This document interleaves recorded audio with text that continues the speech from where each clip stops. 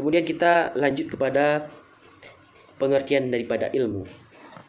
Kata ilmu berasal dari bahasa Arab.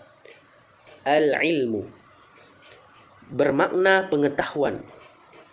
Pemakaian kata ini dalam bahasa Indonesia kita ekuivalenkan dengan istilah sains dalam bahasa Inggris, dan kemudian di dalam bahasa Latin disebut dengan science, yang juga berarti pengetahuan. Menurut kamus Oxford Dictionary, ilmu adalah aktivitas berfikir yang meliputi tentang sistematika, perilaku, dan struktur. Ini makna lain dari kamus. Sementara ilmu dalam perspektif bahasa Indonesia, yaitu ilmu adalah pengetahuan tentang bidang tertentu yang dibuat secara sistematis. Jika dipandang secara holistis, maka ilmu adalah kumpulan pengetahuan berdasarkan sumber dan teori yang telah disepakati secara bersama. Sedangkan menurut Muhammad Hatta, pendiri negeri kita tercinta ini, adalah pengetahuan yang disusun secara teratur dan membahas tentang pekerjaan hukum umum, mempelajari sebab akibat dalam sebuah permasalahan yang muncul. Ini pendapat daripada Muhammad Hatta atau Bung Hatta terhadap apa itu ilmu. Kemudian di dalam ilmu mengandung tiga kategori. Yang pertama hipotesis, kemudian teori, dan dalil hukum. Adapun penjelasannya, ilmu bersifat sistematis dan berdasarkan metodologi yang mencapai generalisasi. Dalam kajian ilmiah, kalau data baru terkumpul sedikit atau belum cukup, maka para ilmuwan akan membina yang kategori pertama, yaitu hipotesis. Hipotesis secara singkat kita maknai sebagai dugaan sementara ataupun dugaan pikiran yang mana berlandaskan pada sejumlah data.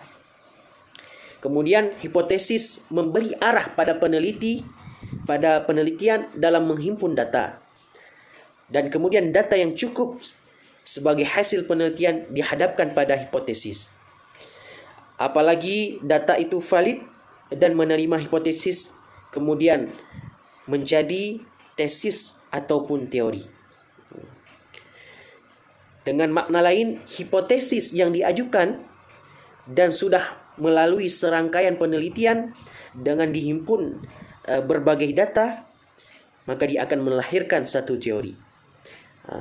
Inilah tahap yang kedua ataupun kategori yang kedua. Yang pertama hipotesis, yang kedua menjadi teori ataupun tesis. Dan yang terakhir, jika teori mencapai generalisasi yang umum menjadi dalil, ia dan bisa teori memastikan hubungan sebab akibat yang serba tetap, maka ia akan menjadi hukum. Jika hipotesis pertama sudah melalui serangkaian penelitian, kemudian melahirkan teori, dan teori tersebut mencapai generalisasi yang umum, maka dia akan menjadi dalil hukum. Inilah jenjang-jenjang daripada pengertian daripada ilmu. Kemudian jenis ilmu.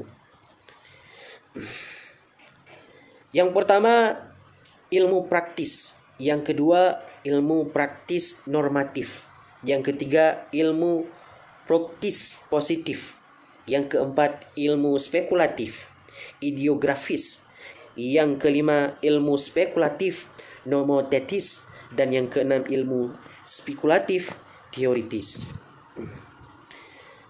Dengan serangkaian penjelasan di atas dari pengertian filsafat dan ilmu, maka kita bisa menyimpulkan bahwasanya filsafat ilmu merupakan induk dari ilmu pengetahuan yang mendasari logika, bahasa, sistematika, dan matematika. Kemudian filsafat ilmu tidak lepas dari sejarah perkembangan ilmu, karena landasan utama perkembangan ilmu adalah filsafat yang terdiri atas ontologi, epistemologi, dan aksiologi.